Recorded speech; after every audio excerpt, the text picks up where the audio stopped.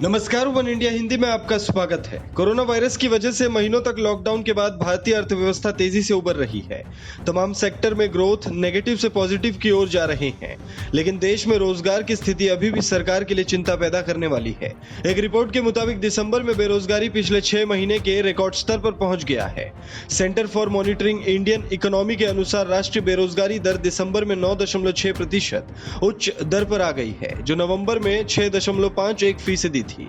इसके अलावा ग्रामीण बेरोजगारी की दर भी 15% हो गई, जो कि नवंबर में 6.26% थी। राष्ट्रीय और ग्रामीण बेरोजगारी दोनों के स्तर जुलाई से लेकर ऊंचे स्तर पर थे।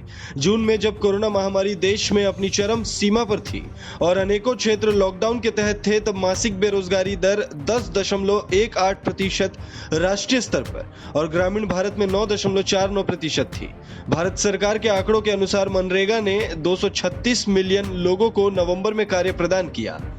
यह दिसंबर माह में 188.07 मिलियन था, जिसका मतलब यह है कि 48 मिलियन लोगों की गिरावट देखी गई।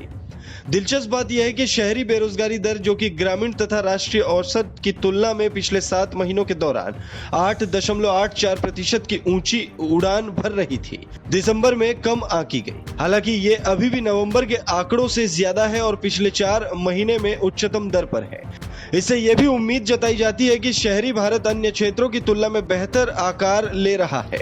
विशेषज्ञों का कहना है कि नौकरियों पर निरंतर बढ़ते दबाव ने केंद्र सरकार को और अधिक ग्रामीण रोजगार स्कीम पर खर्च करने को मजबूर किया है। अगले महीने पेश किए जाने वाले वार्षिक बजट में नौकरियों को पैदा करने के लिए और ज्यादा खर्च करने की संभावना है। इस खबर में फिलहाल इतना ही। तमाम अपडेट्स के लिए बने रहिए वन इंडिया हिंदी के साथ।